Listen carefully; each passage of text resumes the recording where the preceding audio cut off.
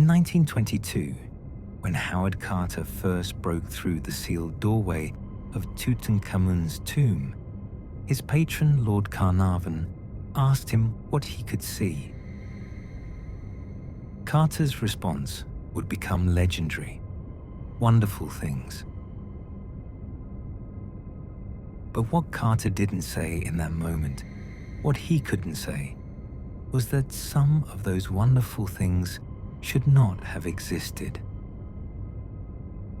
Among the treasures were objects that defied explanation, advanced metallurgy that shouldn't have been possible, astronomical charts accurate to a degree that required instruments Egypt supposedly never possessed, and inscriptions. Inscriptions that spoke of the gods not as myths, but as beings who once walked the earth.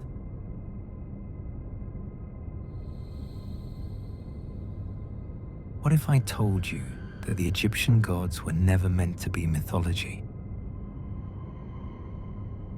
What if everything we've been taught about ancient Egypt is a carefully constructed cover story designed to hide an uncomfortable truth? What if the gods of Egypt were real, tangible beings? And what if they left behind proof?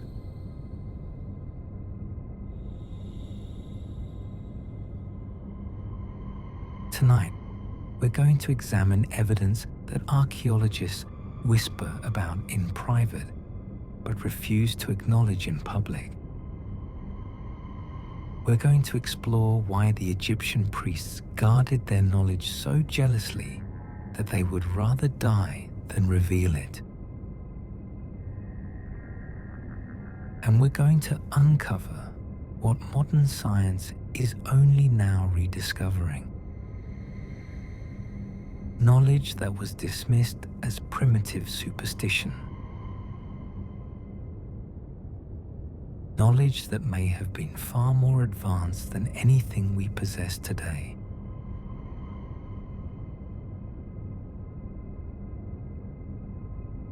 But I need to warn you. Once you see the connections we're about to explore, you can't unsee them. Once you understand what the evidence actually suggests, your view of human history will fundamentally change. So settle in. Get comfortable. And let's begin our journey into the mysteries of the Egyptian gods.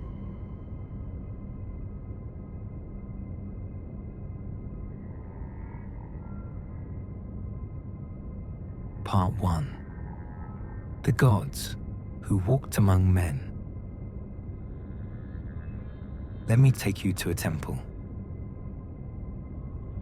An ancient temple in the city of Dendera, about 60 kilometers north of Luxor. This temple has stood for thousands of years, its walls covered in hieroglyphs and relief carvings that tell stories of gods and pharaohs. But there's one carving in particular, hidden in a crypt beneath the temple, that has baffled researchers for over a century.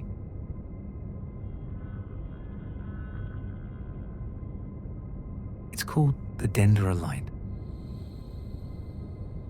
And when you look at it, really look at it, you see something that shouldn't exist in ancient Egypt. Carving depicts what appears to be a large bulb-shaped object, similar to a modern light bulb. Inside this bulb is what looks remarkably like a filament or an electrical discharge. There's a cable connecting the bulb to a box that resembles a power source or battery. And there are figures, human figures, operating this device with what appear to be insulators in their hands.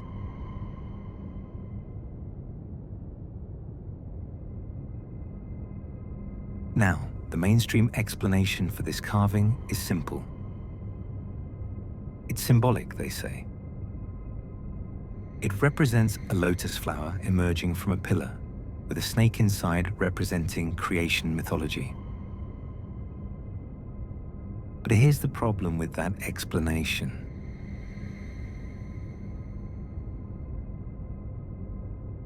The ancient Egyptians were extraordinarily literal in their artistic depictions. When they carved images of bread, you could tell it was bread. When they depicted fish, you could identify the exact species. When they showed tools being used, the tools were accurate down to the smallest detail. These were not abstract artists creating symbolic interpretations. They were documentarians, recording what they saw with painstaking accuracy.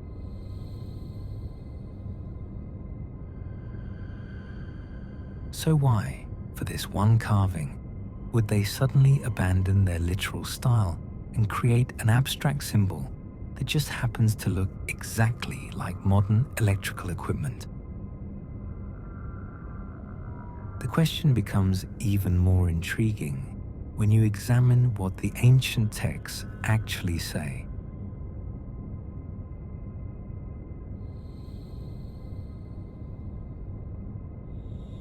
The Egyptian god Thoth, the god of wisdom and knowledge, was said to have brought light to humanity. Not metaphorical enlightenment, though that's how it's usually translated. Actual physical light. The ancient texts that describe how Thoth illuminated the underground chambers and sacred halls of Egypt without fire and without smoke. They describe eternal lights that never dimmed, never flickered, and never consumed fuel. Lights that burned cold to the touch. Lights that could be turned on and off at will.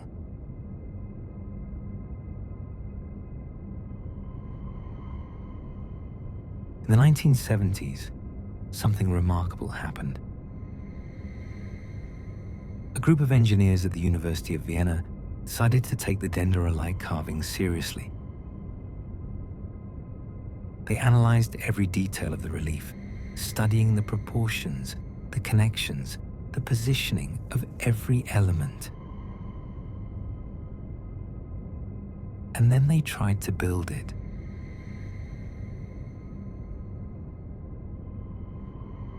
Using only materials and construction methods that would have been available to the ancient Egyptians, they recreated the device shown in the carving. What they created was essentially a Crookes tube, an early form of electrical discharge lamp invented in the 1870s. And it worked. The device produced light. Cold light, sustained light, light without fire.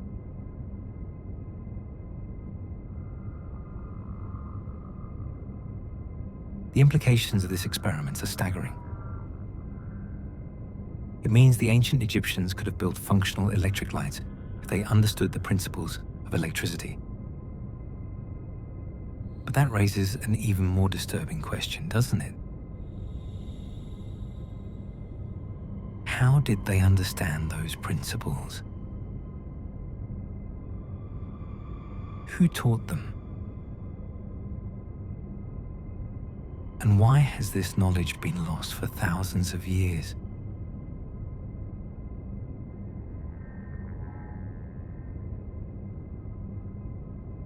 The answer, according to the ancient Egyptians themselves, lies with Osiris, the god who died and was brought back to life. But his story, when you really examine it, is not what we've been told. Let's talk about what the resurrection of Osiris actually describes.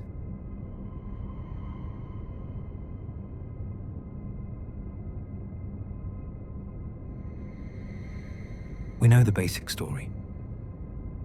Osiris, the the great king and god of Egypt, was murdered by his jealous brother Set. Set dismembered Osiris's body and scattered the pieces across Egypt. Isis, Osiris's wife, searched for and found nearly all the pieces. And then, through her power and knowledge, she brought Osiris back to life.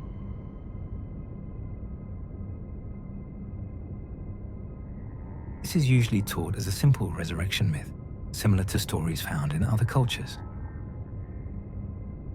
Death and rebirth. The cycle of the seasons. Symbolic and metaphorical. But when you read the original Egyptian texts, the pyramid texts, and the coffin texts, you find something very different. You find descriptions that don't sound like mythology at all. They sound like technical procedures.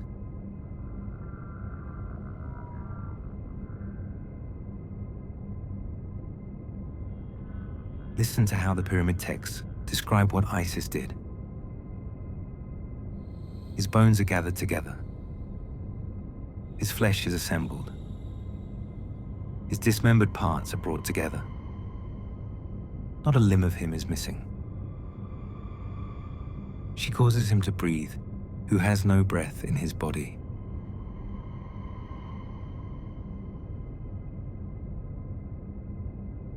This isn't poetic language. This is procedural documentation. It describes a step-by-step process. First, gather the physical remains. Second, reassemble them correctly. Third, restore function to the body. Fourth, restore breath and life.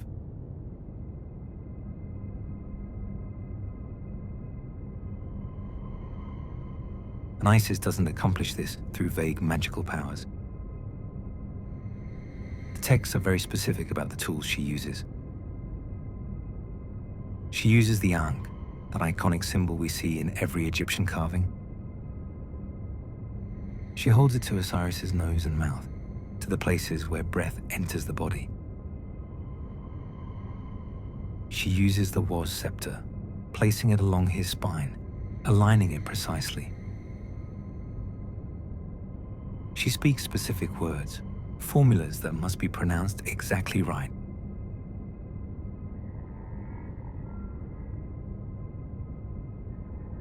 Now here's what modern science has discovered about these objects. Researchers who have examined well-preserved Ankhs using modern scanning technology found something unexpected. The proportions of the Ankh, the loop at the top, the cross below, the specific measurements, are identical to the design of a resonance chamber. A device used in certain types of electromagnetic medical equipment.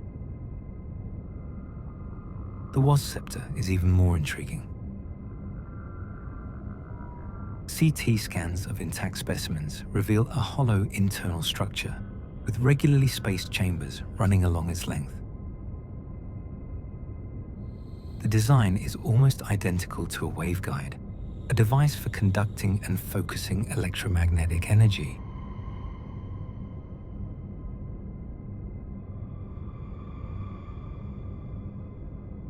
Were these gods, these beings the Egyptians called Neteru, using technology that we're only now beginning to understand?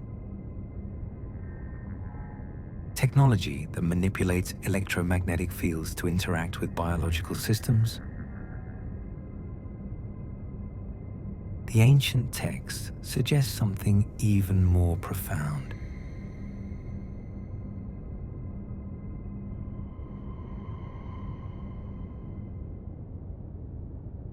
The Egyptians didn't view death the way we do. To them, death wasn't the end of consciousness. It was a technical problem. A problem that could be solved if you had the right knowledge and the right tools.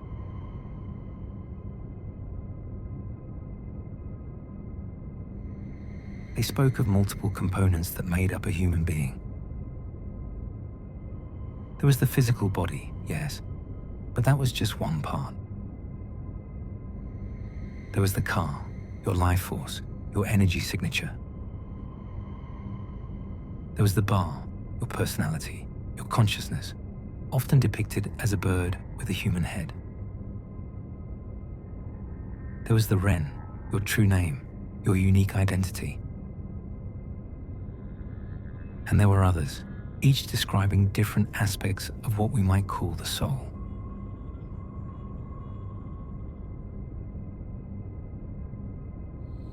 But here's what's crucial. The Egyptians didn't describe these as metaphysical concepts. They described them as actual, tangible components. Things that could be measured, manipulated, separated, and reunited. They said the ka had weight and substance. It could be captured in certain materials. It could be stored. It could be preserved.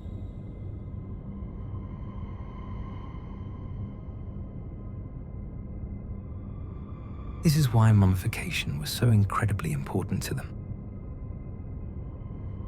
They weren't just preserving bodies out of religious tradition or superstition. They were creating anchor points, physical tethers that would allow the ka and ba to find their way back to the body. The process itself reveals technological sophistication that shouldn't have existed in the ancient world.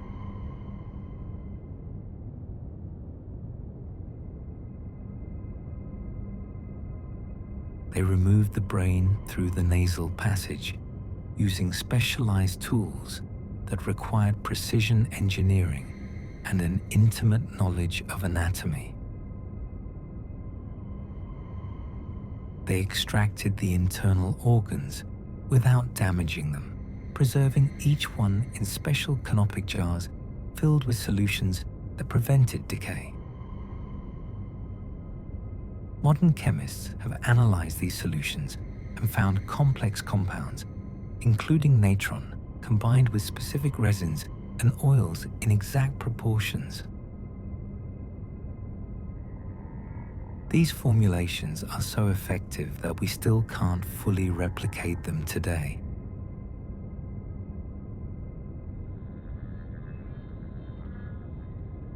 But perhaps the most mysterious part of mummification was what they did to the heart. While they removed and preserved other organs, the heart was left inside the body. Always. Without exception. They said the heart was the seat of intelligence and memory. Modern neuroscience is discovering they might have been right.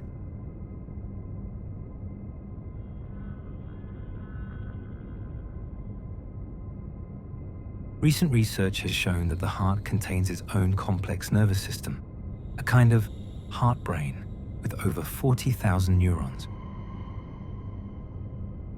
These neurons can learn, remember, and make decisions independently of the brain in your skull. The heart sends more signals to the brain than the brain sends to the heart. It generates an electromagnetic field that can be measured several feet away from the body, far stronger than any other organ.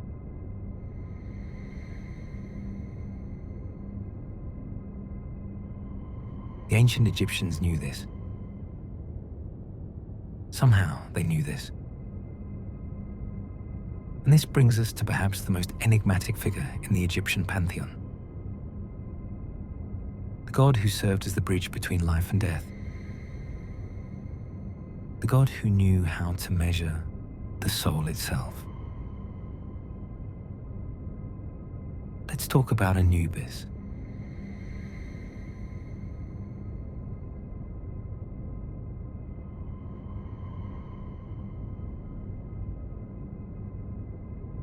Part 2.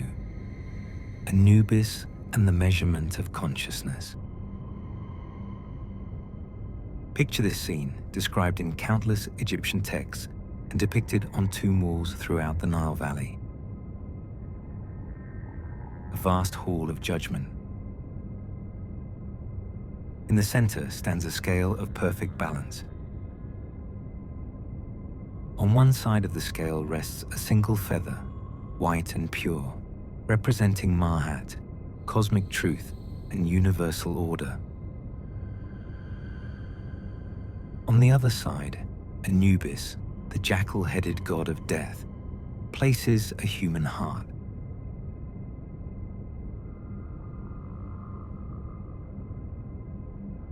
This is the weighing of the heart ceremony, one of the most famous scenes in Egyptian mythology. We've been taught it's purely symbolic, a metaphor for moral judgment. If you lived a good life, your heart would be light. If you lived badly, your heart would be heavy with sin. Simple morality tale, right? But what if it wasn't a metaphor at all?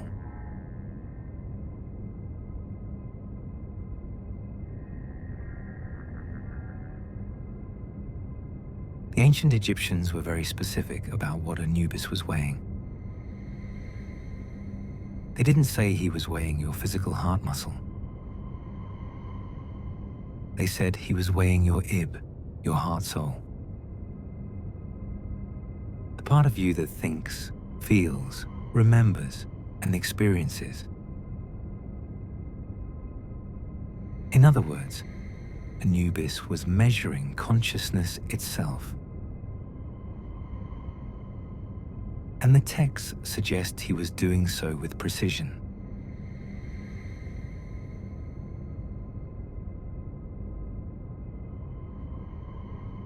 Now, that sounds completely impossible, doesn't it?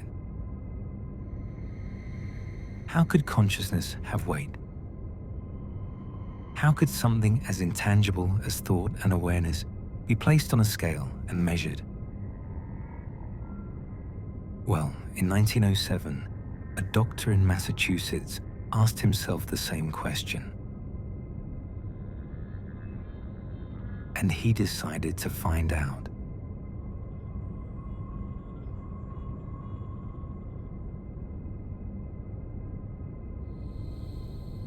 Dr. Duncan McDougall was a physician fascinated by the question of whether the soul had physical properties. He designed an experiment that was both ingenious and controversial. He constructed a special bed that was actually an incredibly sensitive scale, accurate to within a few grams. He placed terminally ill patients on this bed with their permission and monitored them continuously in their final hours.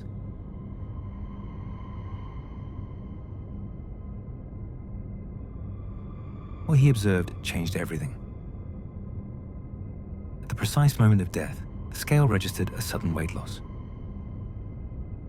Not a gradual decrease. A sudden drop.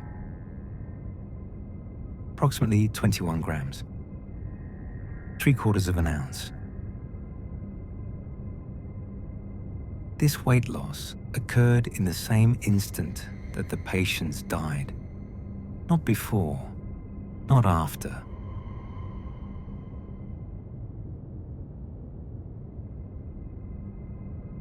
McDougall conducted this experiment with 6 patients. In 4 cases, he measured clear weight loss at the moment of death. 1 patient was losing weight before death due to fluid loss, making the measurement unclear. In 1 case, the scale beam didn't move at first, but dropped suddenly several minutes after death. McDougall concluded he had measured the soul leaving the body.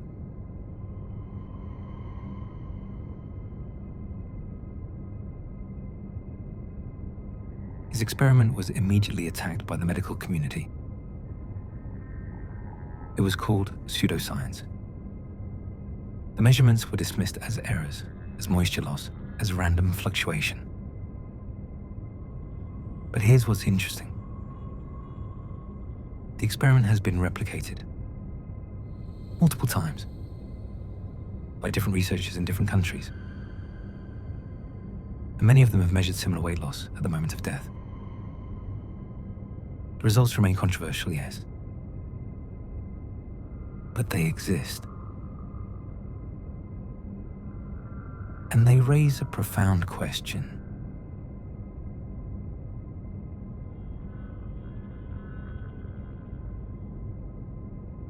Did the ancient Egyptians already know this?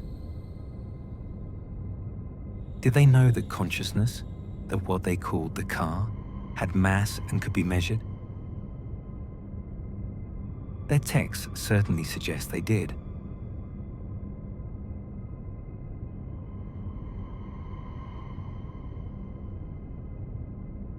The Egyptian priests wrote extensively about the Ka. They described it as having substance, having form, having weight. They said it could be captured in certain materials. Stone, particularly limestone and granite, could hold impressions of a person's Ka. Gold was especially good at preserving Ka energy. This is why pharaohs were buried with so much gold. Not for wealth in the afterlife, but as energy storage.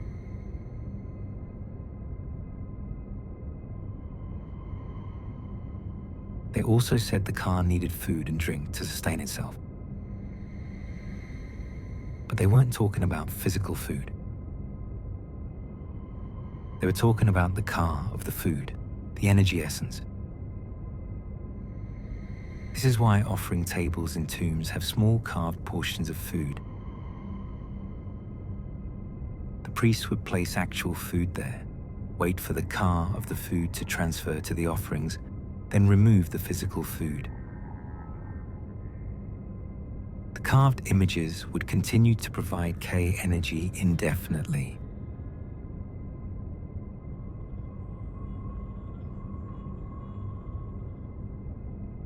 This sounds like pure superstition until you consider what modern physics tells us about energy and matter. Everything is energy. Matter is just energy in a particular state. Information can be transferred from one medium to another without moving physical material. Quantum mechanics shows us that the observer affects the observed. That consciousness itself plays a role in collapsing wave functions and determining reality.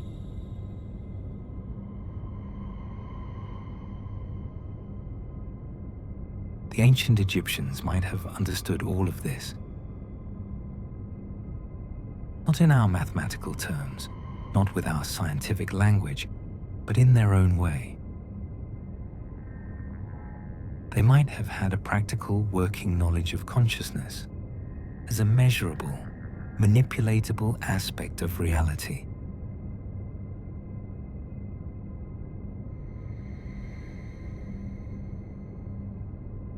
And Anubis was the master of this knowledge. He wasn't just a god who judged the dead. He was a technician, an engineer of consciousness. His role was to measure, assess, and determine whether a consciousness could successfully transition to the next phase of existence. And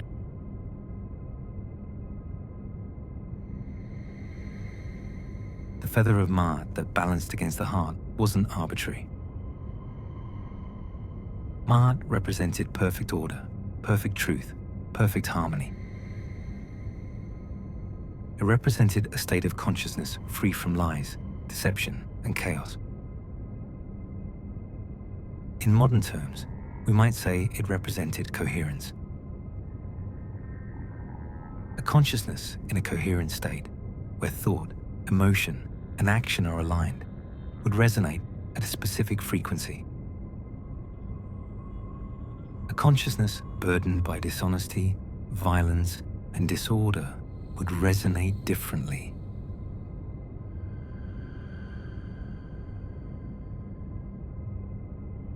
Anubis, with his scales, was measuring that resonance. He was determining whether your consciousness was coherent enough, stable enough, to continue existing independently of a physical body. If it was, you moved on to the Duat, the Egyptian afterlife realm. If it wasn't, the monster Amit would devour your heart, and your consciousness would dissolve back into the primordial chaos.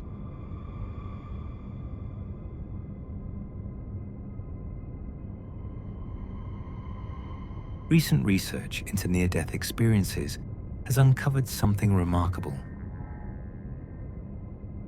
Many people who have been clinically dead and revived report a similar experience during the moment of death.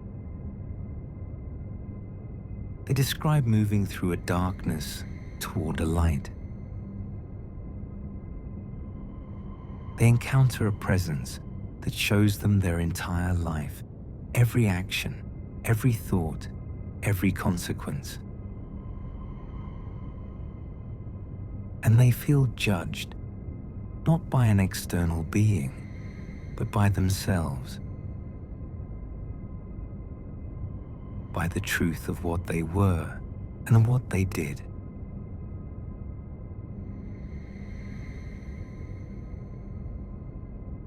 This matches precisely what the ancient Egyptians described in the Hall of Ma'at. You weren't judged by Anubis or Osiris or any external god. You were judged by the truth of your own heart, by whether you could look at yourself honestly and accept what you saw, by whether your consciousness was coherent enough to face reality without fragmenting.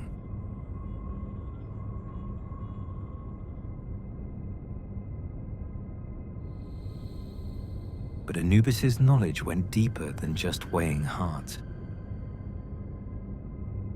He was also the god of mummification, the master of preservation.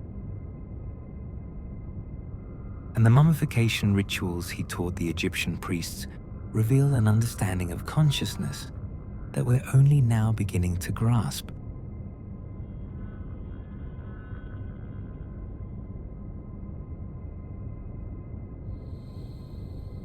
The opening of the mouth ceremony performed on mummies to restore their ability to eat, drink, breathe, and speak in the afterlife wasn't just symbolic. The priests used specific tools made of specific materials, touched to specific points on the mummy's face and body. Modern researchers examining the points touched in this ceremony have found they correspond exactly to major acupuncture points and energy meridians described in traditional Chinese medicine.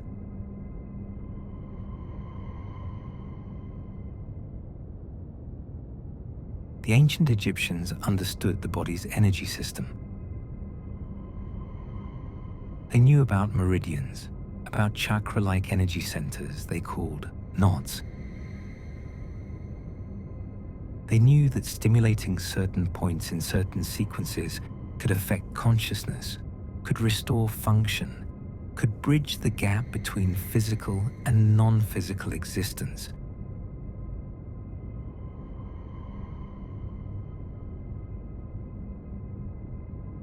And all of this knowledge was attributed to Anubis. But where did Anubis learn it? The answer leads us to another god, perhaps the most mysterious and controversial figure in the entire Egyptian pantheon. A god who is said to possess all knowledge, all secrets, all forbidden wisdom. let me tell you about Thoth.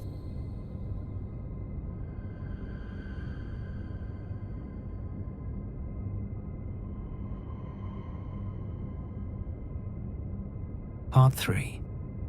Thoth and the Library of Forbidden Knowledge. In the ancient texts, Thoth is called by many names. The Scribe of the Gods, the Lord of Divine Words, the Measurer of Time, Keeper of Secrets. He's depicted as an ibis-headed man carrying a palette and stylus, the tools of writing. Or sometimes as a baboon. But these animal forms might be less symbolic than we think.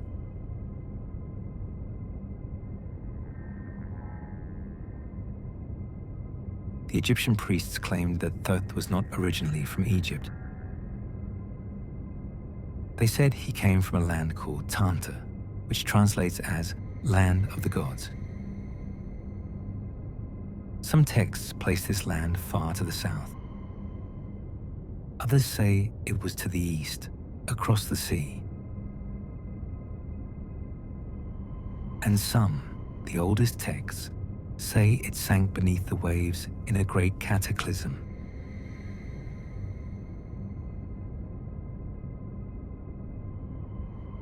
Thoth brought knowledge to Egypt. Specifically, he brought writing, mathematics, astronomy, and medicine. But not just basic knowledge. Advanced knowledge. Knowledge that seems impossible for a primitive civilization to possess.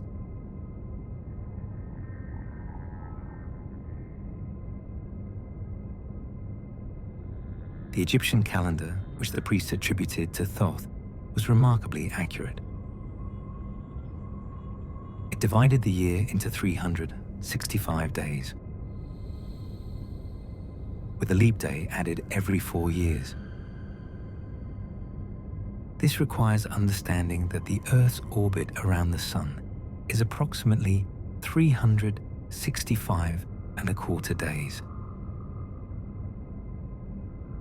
How did they know this? How did they measure it with such precision?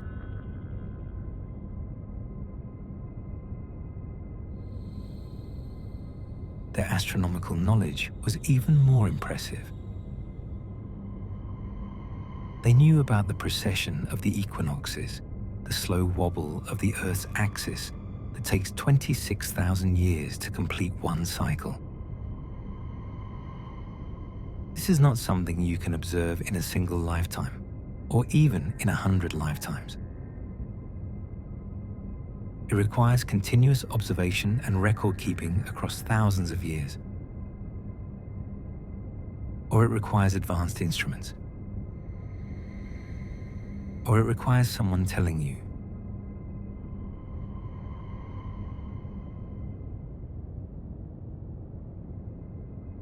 The Egyptians aligned the Great Pyramid at Giza with true north to an accuracy of 1/15 of a degree. They incorporated the speed of light into its dimensions. The pyramid's location encodes the exact coordinates of the center of Earth's landmass. These are not coincidences. They're proof of advanced geodetic knowledge.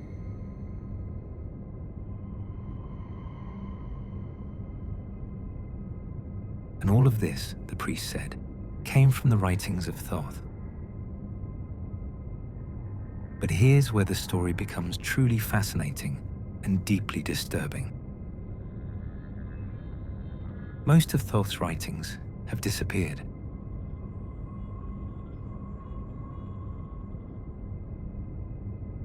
According to ancient sources, Thoth wrote 42 books containing all knowledge. The Greeks, who encountered Egyptian culture, spoke of these books with reverence and fear. They said the books contained dangerous knowledge, secrets that could give immense power, but also destroy those who misused them.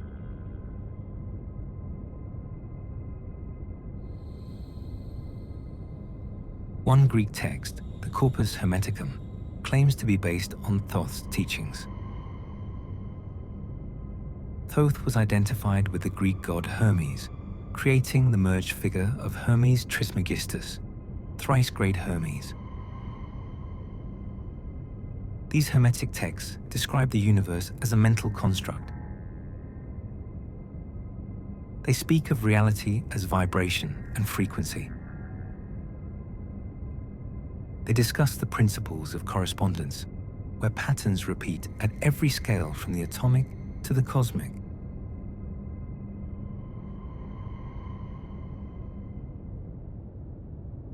Modern physics has confirmed many of these principles. Quantum mechanics shows us that observation affects reality. String theory proposes that everything is vibration at the most fundamental level. Fractal mathematics demonstrates how the same patterns appear at every scale in nature.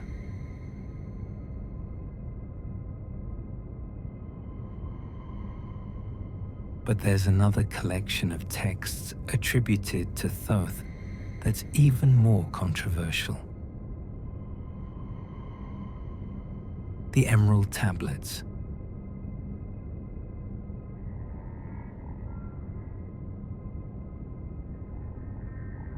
The Emerald Tablets are said to be 12 tablets of green crystal, covered in ancient characters that shift and change depending on who's reading them.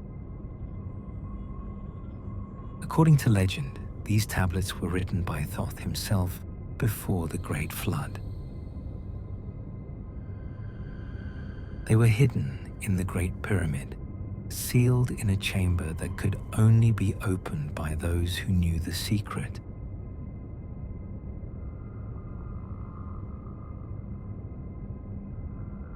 The mainstream view is that the Emerald Tablets are a medieval forgery, created sometime between the 6th and 8th centuries CE.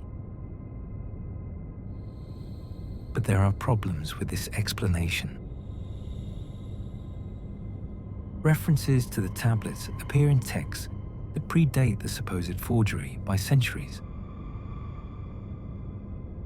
Ancient Egyptian papyri mention green crystal tablets hidden in the pyramid. Greek sources describe Thoth's crystal books.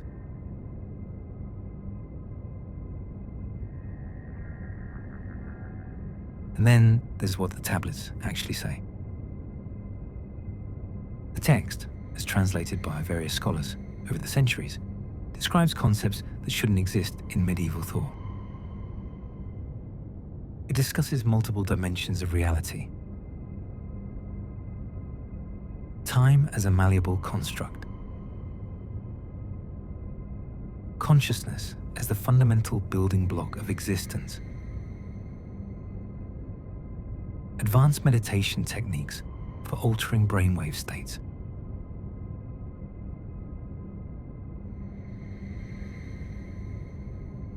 One particularly intriguing section describes traveling through what it calls the Halls of Amenti, an underground realm beneath the Great Pyramid. In this place, according to the tablets, Thoth stored physical records of the history of humanity. Not just Egyptian history, all human history, including civilizations that existed before the flood.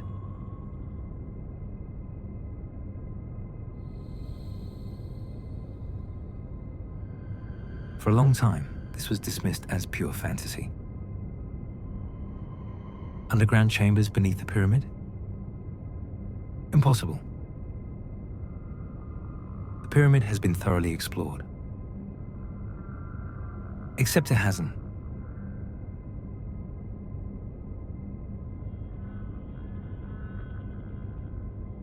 In 1993, a robotics engineer named Rudolf Gantenbrink sent a small robot equipped with a camera up the southern shaft of the Queen's chamber. At a distance of about 200 feet, the robot encountered a stone door with copper handles. This was unexpected. The shaft was supposed to be solid. What was beyond the door? To this day, we don't fully know.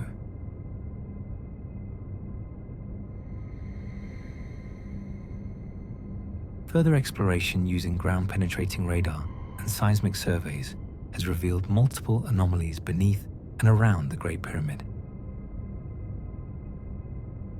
There appear to be voids, chambers, passages that don't appear on any existing maps. The Egyptian authorities have been reluctant to explore these anomalies. Some researchers suggest there's a deliberate suppression of information.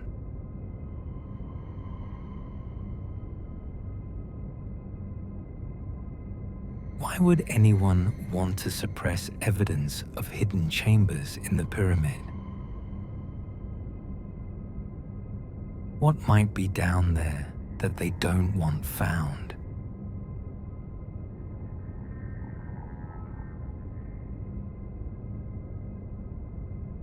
One possibility, whispered about in archaeological circles but never officially acknowledged, is that they've already found something. And what they found was so significant, so potentially world-changing, that it's been classified. Hidden. Locked away.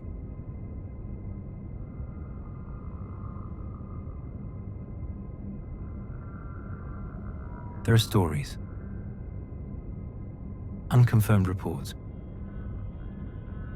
Egyptian workers who claim they discovered a tunnel, archaeologists who saw a chamber filled with artifacts before being removed from the site and forbidden to speak about it. Security personnel guarding areas of the Giza Plateau that are officially empty.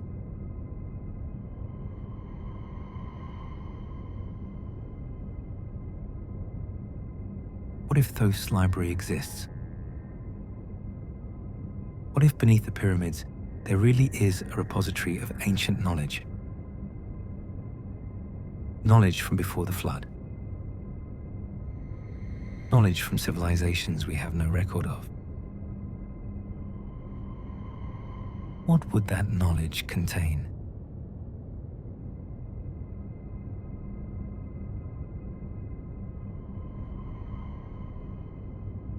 According to the ancient texts, Thoth's library included detailed information about the nature of consciousness, how to expand it, how to transfer it from one body to another, how to extend life indefinitely. It included maps of the stars more accurate than anything we have today. It included designs for technologies we can barely imagine.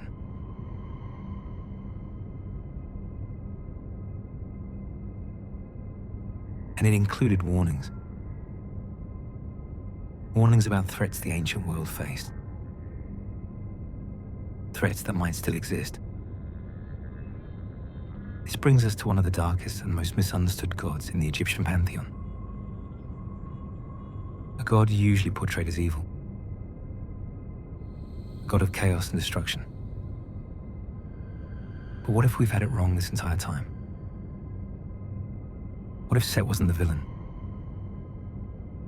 What if he was the protector?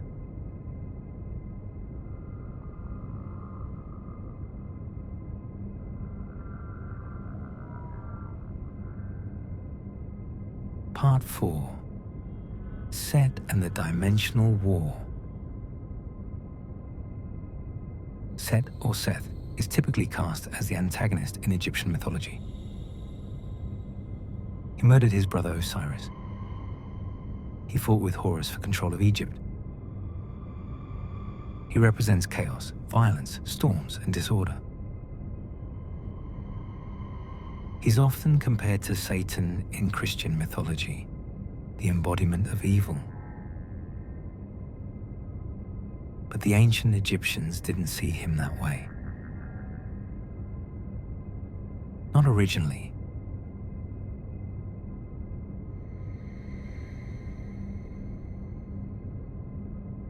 In the oldest texts, Set is not evil. He's dangerous, yes. Unpredictable. Wild. But he's also essential. He represents the necessary chaos that prevents stagnation. The force that breaks down the old so the new can emerge. And most importantly, he's a defender.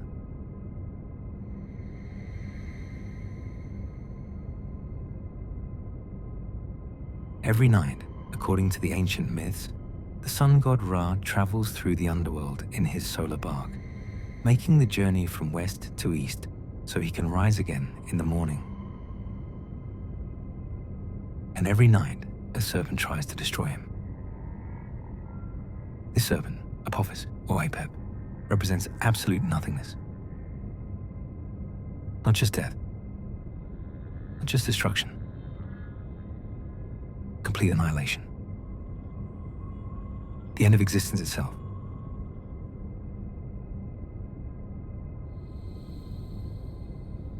Every single night, Apophis attacks Ra's boat.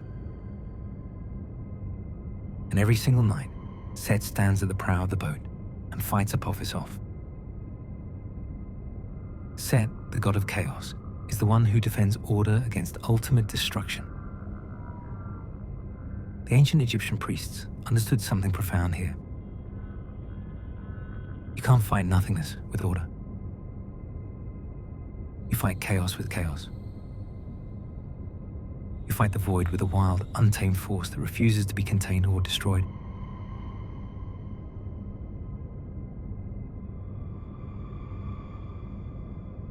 But what if this myth is describing something real? Not literally a boat traveling underground, but something more disturbing. What if it's describing a threat from another dimension?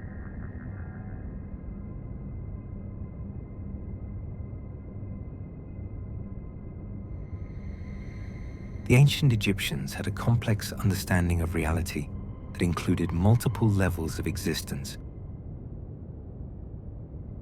There was the physical world, which they called Ta, the earth. There was the Duat, the realm of the dead, which existed parallel to the physical world. There was the realm of the gods, called the Neteru. And there was the Nun, the primordial chaos that existed before creation and still exists outside of ordered reality.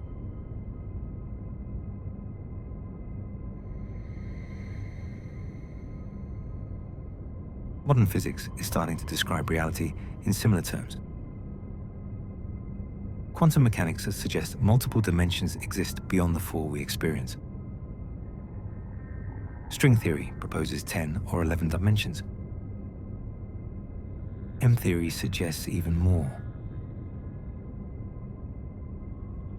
And some theoretical physicists have proposed that consciousness itself might be a fundamental dimension of reality, not emergent from matter, but woven into the fabric of space-time.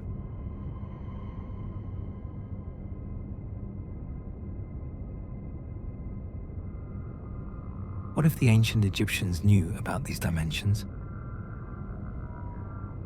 What if they had direct experience with them?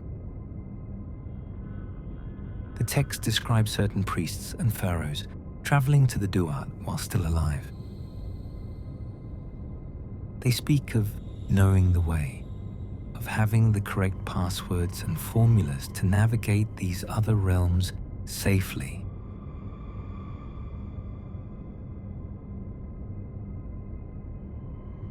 And they speak of threats from these realms. Apophis isn't the only one. The texts mention other entities, other forces that exist in the spaces between dimensions. Beings that feed on life energy. Beings that want to break through into our reality.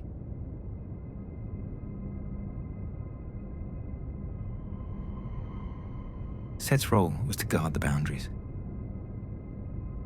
to fight off incursions from these other dimensions. And according to some versions of the myths, this is why he killed Osiris. Not out of jealousy, but because Osiris had become compromised. Because something from the other side had gotten into him.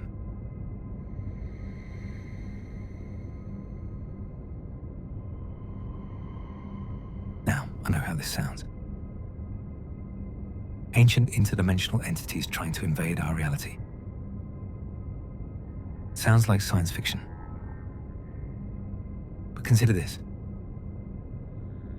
Throughout history, cultures all over the world have described similar concepts. Demons trying to possess people. Spirits from other realms seeking to enter ours. Guardians stationed at boundaries to keep them out.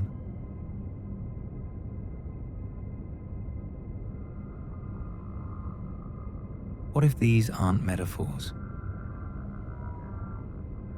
What if they're descriptions of something real, described in the only language available to ancient peoples?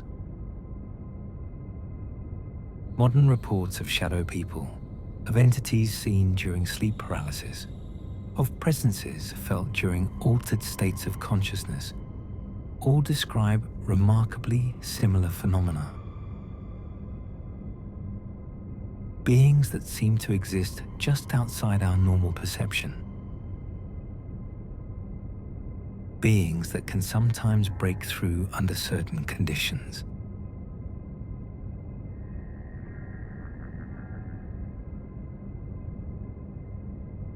The ancient Egyptians believed that consciousness could travel between dimensions. But they also believed that when you did this, you had to be very careful. You needed protection. You needed knowledge. You needed to know the names and forms of the entities you might encounter. This is why the Book of the Dead is filled with such specific instructions. It's not just spiritual guidance. It's a survival manual for navigating other dimensions of reality.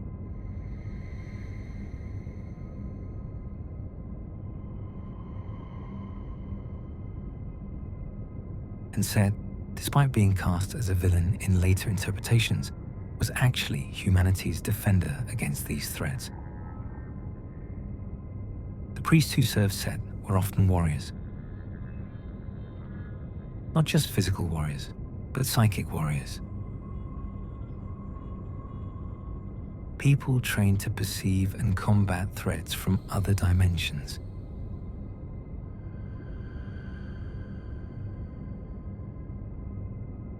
There's archaeological evidence that suggests some kind of catastrophic event occurred in ancient Egypt that changed how Set was perceived. Earlier artwork shows Set honored alongside other gods. Later artwork often shows his image deliberately defaced. Something happened that turned Set from a respected god into a feared and hated one. What was it?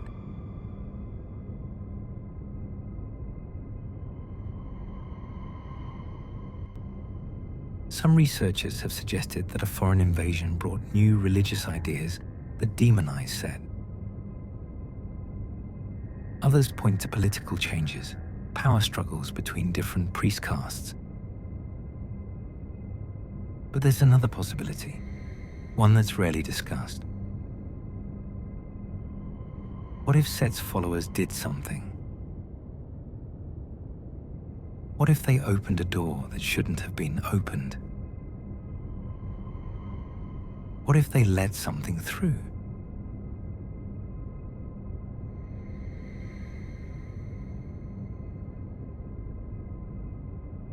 Ancient texts speak of a time of chaos during Egypt's second intermediate period. Strange plagues, unexplained deaths, reports of people behaving as if possessed, mass hysteria and violence. And through all of this, one goddess appears repeatedly in the accounts. A goddess of plagues and healing. A goddess so dangerous that even the other gods feared her. Her name was Sekhmet.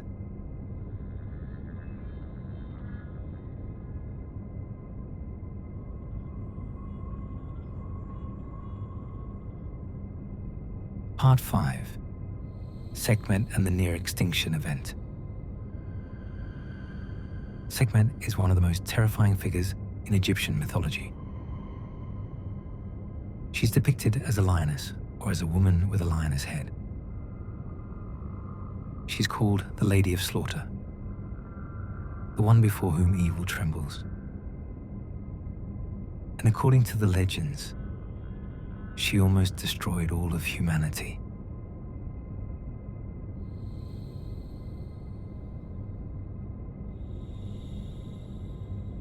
The story goes like this. Ra, the sun god and king of the gods, grew old. Humanity stopped respecting him, stopped following his laws. So Ra sent his eye, his daughter, to punish humanity. That daughter was Sekhmet.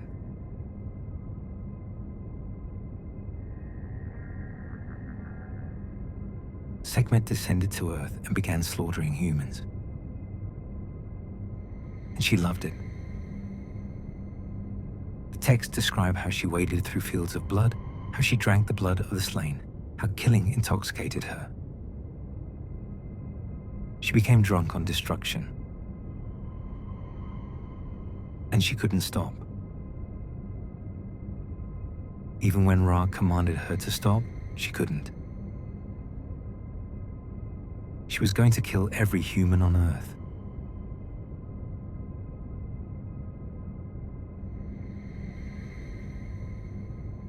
In desperation, Ra devised a plan. He had his priests brew 7,000 jars of beer and mix it with red ochre to make it look like blood. They poured this crimson beer into the fields where Sekhmet was hunting. Sekhmet, thinking it was blood, drank it all. The beer made her drunk in a different way. It calmed her, changed her.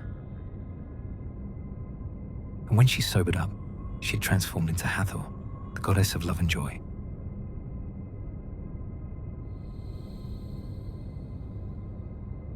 This is usually taught as a myth about the dangers of rage and the power of intoxication. But what if it's a historical account of something that actually happened? What if it's describing a plague?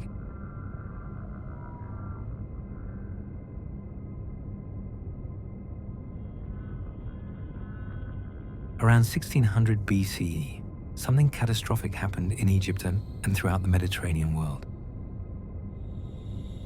Entire cities were abandoned. Population levels collapsed. Egyptian records speak of a time of darkness and death. Archaeological evidence shows mass graves, bodies buried hastily without proper ritual.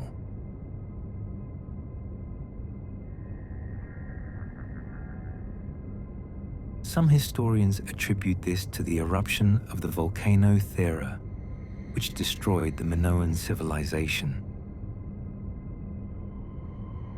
The volcanic winter that followed would have caused crop failures and famine.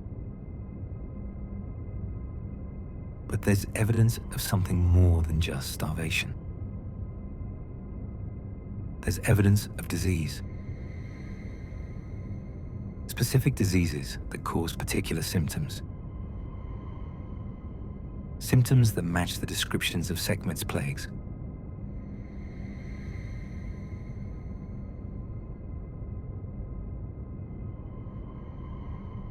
Sekhmet was goddess of plagues, but also goddess of healing. Her priests were physicians, the most skilled in Egypt. They specialized in treating infectious diseases. And they kept detailed records of epidemics, including symptoms, treatments, and mortality rates.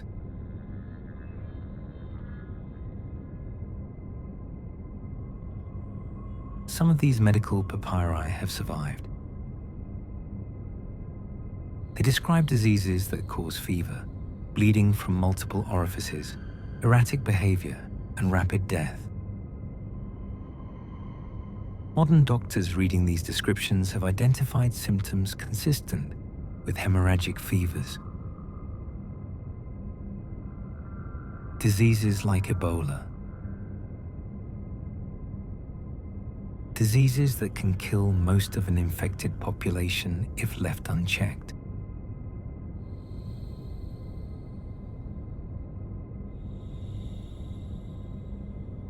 But here's what's chilling. The papyri don't describe these diseases as natural. They describe them as being sent by Sekhmet, as being caused by arrows that Sekhmet shot into her victims. And they describe the treatment not just as medicine, but as spiritual warfare. The priests had to perform specific rituals to turn away the face of Sekhmet, to make her stop sending the arrows.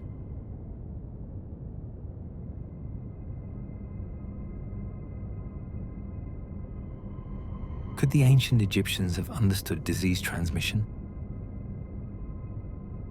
Could they have known about pathogens?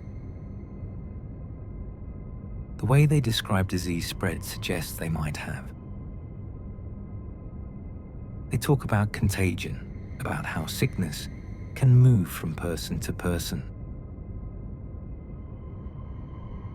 They practiced isolation of sick individuals.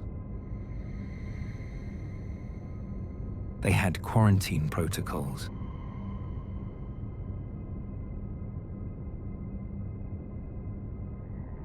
And they had treatments that actually worked.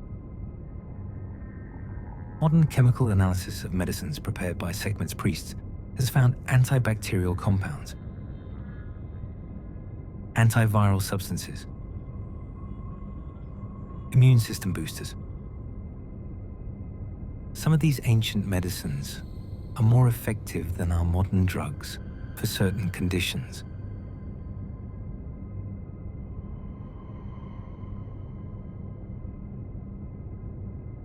The story of Sekhmet being stopped by beer might even have a basis in medical reality. Beer contains alcohol, which kills many pathogens. It contains B vitamins, which support immune function. During times of plague, when water supplies could be contaminated, beer was actually safer to drink. The ancient Egyptians knew this. Their beer was less alcoholic than modern beer, nutritious, and consumed daily by everyone.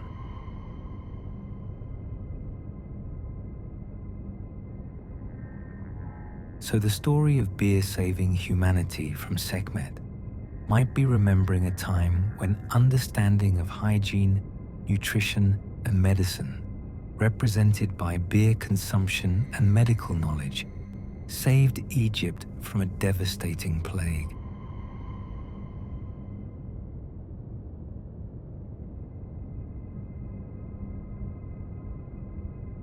But Sekhmet's priests knew something else. They knew the disease wasn't just physical. They treated the sick person's ka as well as their body. They believed that illness came from imbalance in the life force energy. And modern medicine is starting to validate this approach.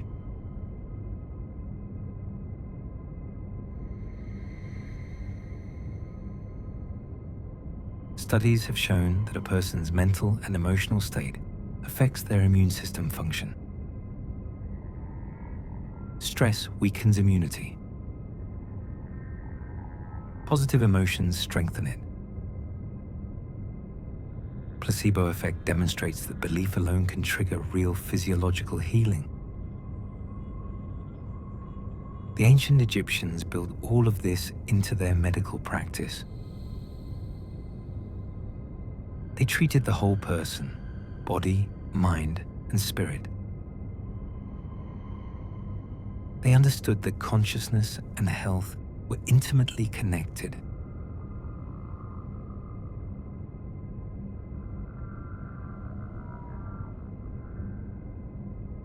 This understanding came from observation, from centuries of careful study, from knowledge passed down from the gods, from the teachings of Thoth and the other Neteru. But where do the gods get this knowledge? That question leads us to perhaps the most important god of all, the sun god Ra, and to a mystery about the sun that modern science still hasn't fully solved.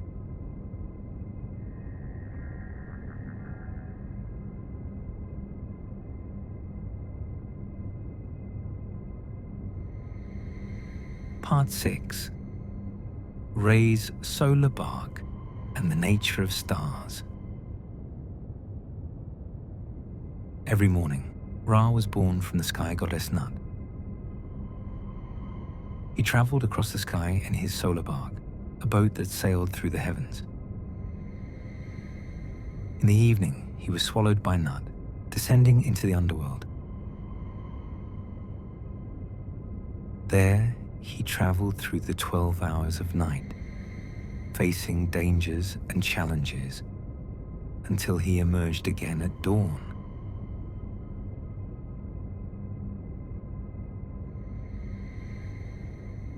This sounds like primitive sun worship. Ancient people observing the daily cycle of sunrise and sunset and creating a story to explain it. But the Egyptian understanding of Ra's journey was far more sophisticated than that.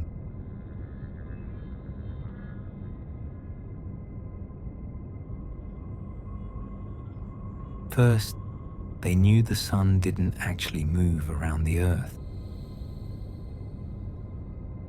They didn't state this explicitly in the way we would, but their texts make it clear they understood the relationship between the sun and earth differently than the simple apparent motion would suggest.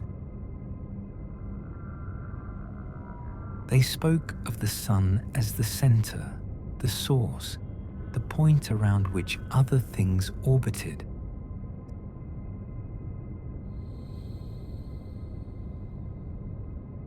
Second, they understood that the sun was not just a light in the sky. They knew it was a source of immense energy. They knew it powered all life on Earth. They knew somehow about the relationship between sunlight, plants, food, and energy transfer through the food chain.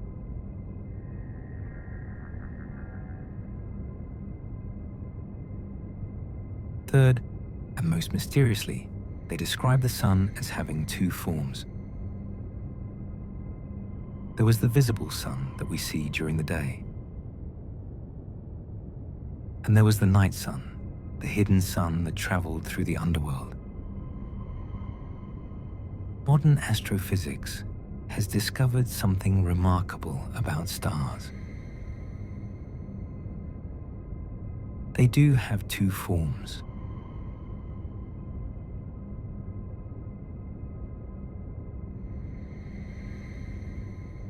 The surface of the sun that we see is called the photosphere. It's about 6,000 degrees Celsius. But the sun's corona, the outer atmosphere visible during eclipses, is millions of degrees hotter. This is called the coronal heating problem, and scientists still don't fully understand why the corona is so much hotter than the surface.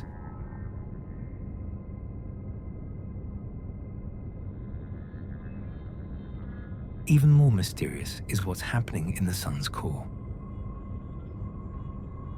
Nuclear fusion generates immense heat and energy, but this energy takes thousands of years to work its way from the core to the surface.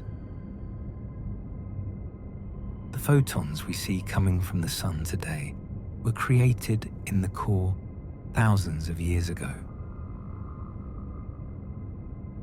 In a sense, there is a hidden sun, an invisible sun of ancient light still making its journey outward.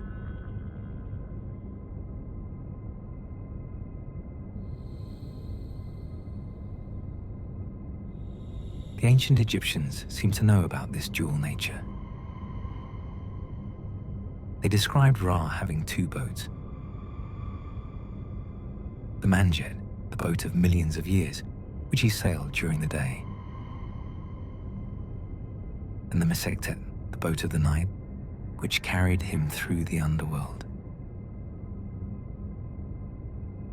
Two aspects of the same being. Two forms of the same solar reality.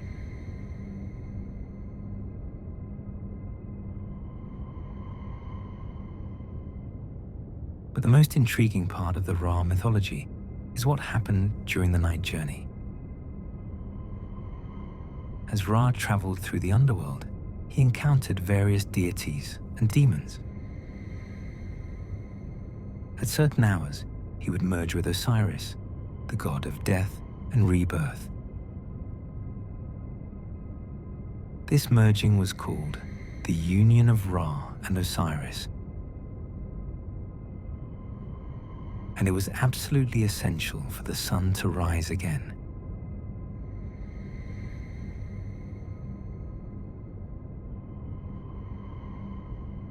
What could this possibly mean? On one level, it's describing the cycle of death and rebirth. The sun dies each evening and is reborn each morning. But the Egyptians were more specific than that. They said Ra needed to unite with Osiris, needed to merge with death itself in order to be renewed.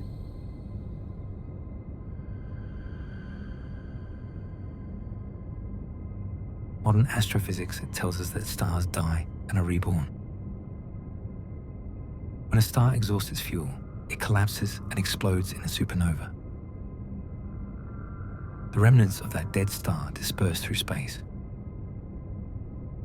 Eventually, those remnants become part of new stars. Our sun is a second or third generation star, made from the remains of earlier stars that lived and died billions of years ago.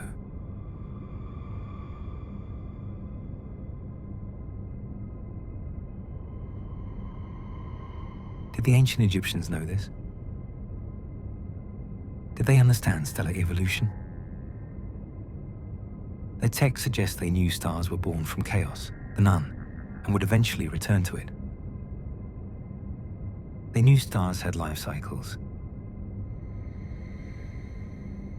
They knew our sun was relatively young compared to some other celestial objects.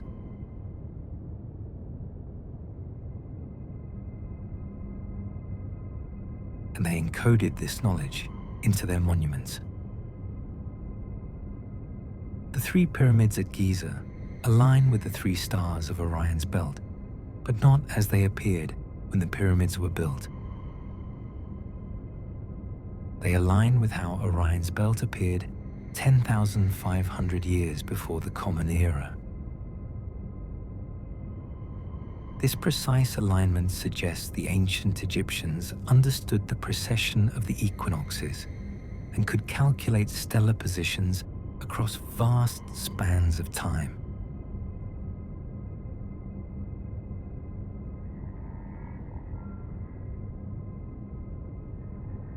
The pyramid. Texts themselves, the oldest religious writings in the world, are filled with astronomical references. They describe the pharaoh's soul ascending to the stars. They name specific stars and constellations. They describe journeys through the cosmos. And they speak of a time far in the past when the gods lived on Earth and taught humanity.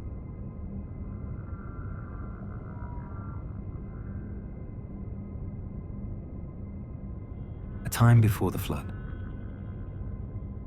A time recorded in the star patterns. A time that ended in catastrophe. And this leads us to the final mystery we must address. A question that archaeology desperately tries to ignore. What happened to all this knowledge? Why was it lost? And who has been working to keep it hidden?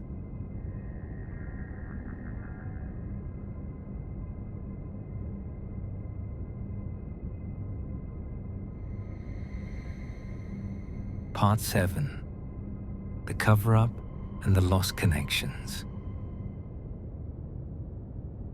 In 48 BCE, Julius Caesar's troops accidentally set fire to part of Alexandria. The flames spread to the harbor. And there, one of the greatest tragedies in human history occurred. The Great Library of Alexandria burned.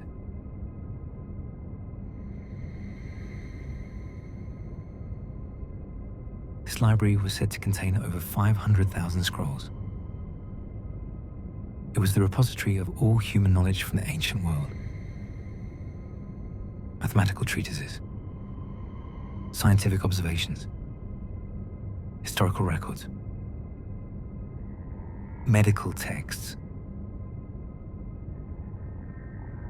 and copies of the most sacred Egyptian religious writings, including works attributed to Thoth himself.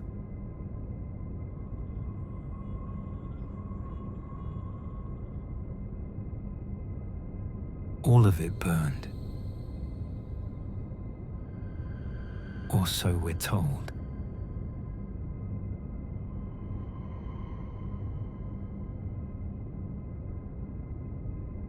But there are reasons to question this narrative. First, Alexandria didn't just have one library. It had a main library and a daughter library in the Temple of Serapis. The Serapeans survived Caesar's fire and continued to function for centuries. Second, the library had a policy of making copies of important texts. Copies were distributed to other libraries throughout the ancient world. Third, there are references to specific books from the Library of Alexandria that appear in later texts, suggesting these books survived somehow.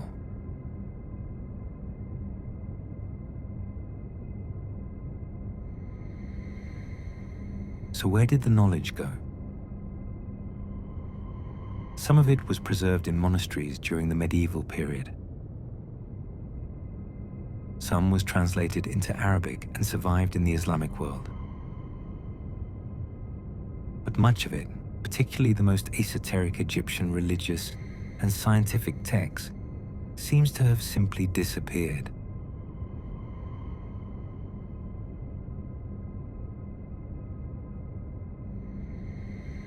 Or was it hidden? There's a persistent legend, mentioned in multiple ancient sources, that the priests of Egypt saw the coming destruction. They knew Alexandria would fall. They knew the library would burn. So they took the most important texts, the most dangerous knowledge, and they hid it.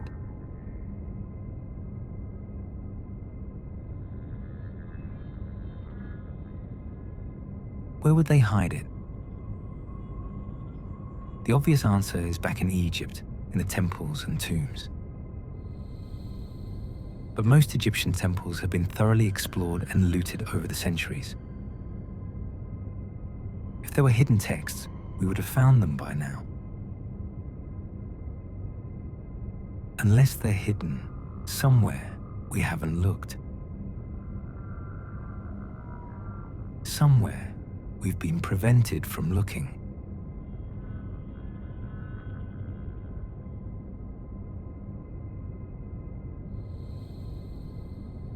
There is a chamber beneath the Great Sphinx. Multiple investigations using ground-penetrating radar, seismic surveys, and other non-invasive technologies have confirmed this. There is definitely a hollow space beneath and around the Sphinx. Edgar Cayce, the famous American psychic, predicted in the 1930s that a hall of records would be found beneath the Sphinx, containing the complete history of humanity, dating back 12,000 years.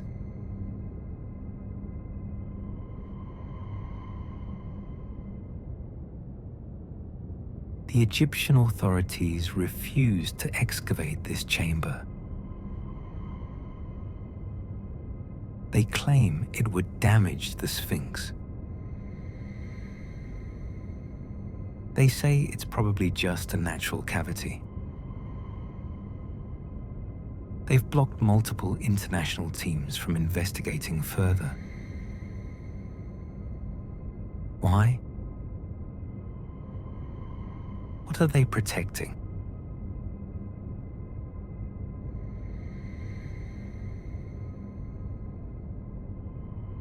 Some researchers believe that the chamber has already been explored in secret. That powerful governments and organizations know what's down there. And that this knowledge has been classified at the highest levels. Too dangerous to release to the public. Too revolutionary to acknowledge.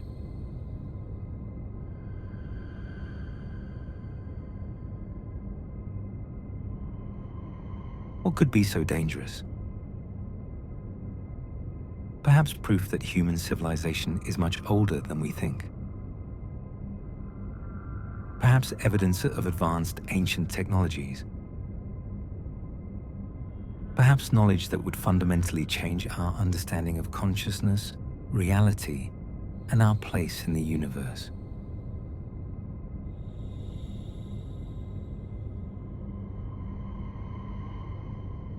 The ancient Egyptian mysteries contain all of these things. The evidence we've explored tonight, from the Dendera Light to the precision of the pyramids, from the sophisticated understanding of consciousness to the advanced medical knowledge, all points to one conclusion. The ancient Egyptians knew things we don't. They had access to knowledge we've lost. And that knowledge was systematically suppressed and hidden.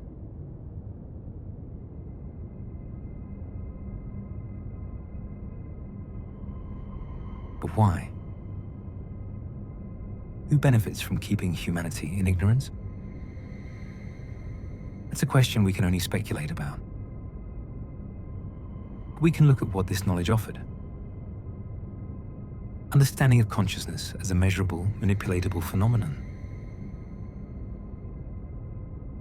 Techniques for expanding awareness and accessing other dimensions of reality. technologies for healing, for energy generation, for extending life. Knowledge of humanity's true history, stretching back tens of thousands of years.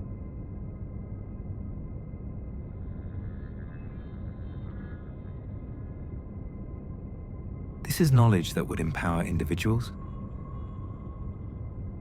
knowledge that would make people harder to control,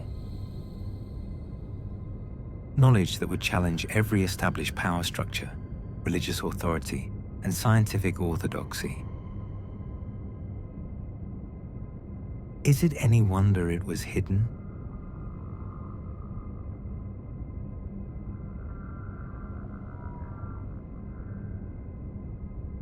The Egyptian gods, the Neteru, were not supernatural beings. They were something else. Perhaps they were advanced beings from an earlier human civilization. Perhaps they were extraterrestrial visitors. Perhaps they were humans who had achieved such advanced development of consciousness that they seemed godlike to others.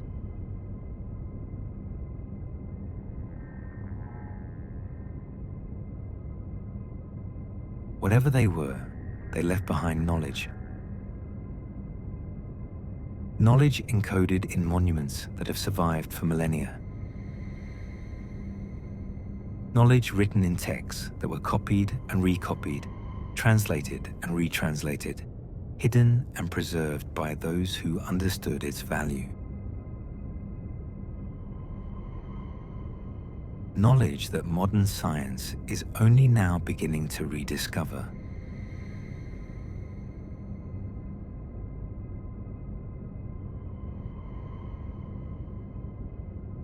The weighing of the heart by Anubis describes real principles of consciousness and quantum physics. The resurrection of Osiris preserves techniques of electromagnetic healing and life extension. Thoth's wisdom contains advanced mathematics, astronomy, and engineering. Set's battle with Apophis warns of threats from dimensions beyond our normal perception. Sekhmet's plagues and cures encode sophisticated medical knowledge. Ra's solar journey reveals understanding of stellar physics and cosmic cycles.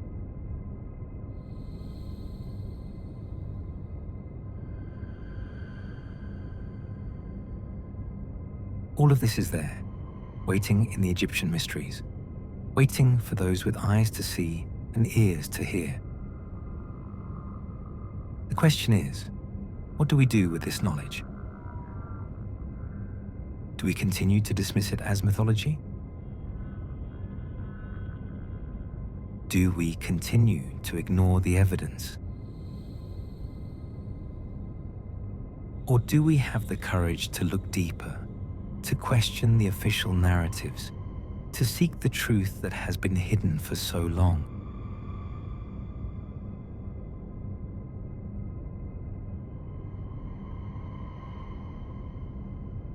The Egyptian gods are calling to us across the millennia. Their message is clear. You are more than you think you are. Reality is not what you've been told. There's hidden knowledge waiting to be rediscovered. There are mysteries still unsolved. And there is power, real power, in understanding who you truly are and what consciousness truly is.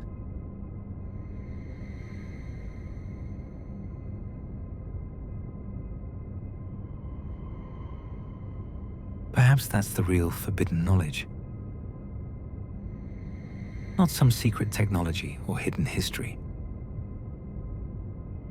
but the simple, radical truth that you are a conscious being with far greater potential than you've been led to believe.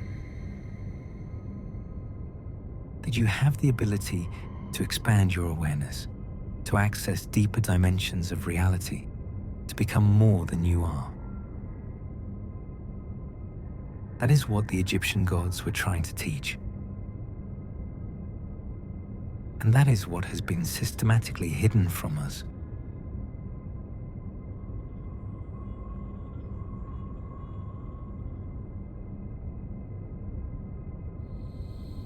Tonight, we've barely scratched the surface.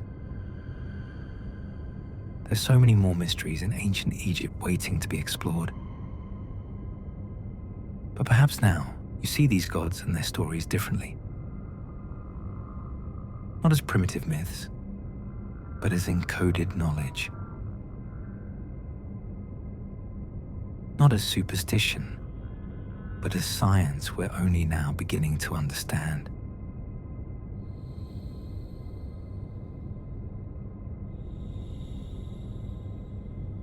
The mysteries remain.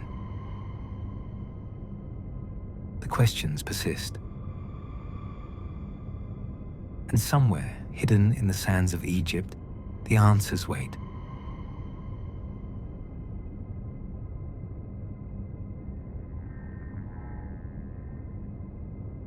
Rest well. And remember, the gods are watching.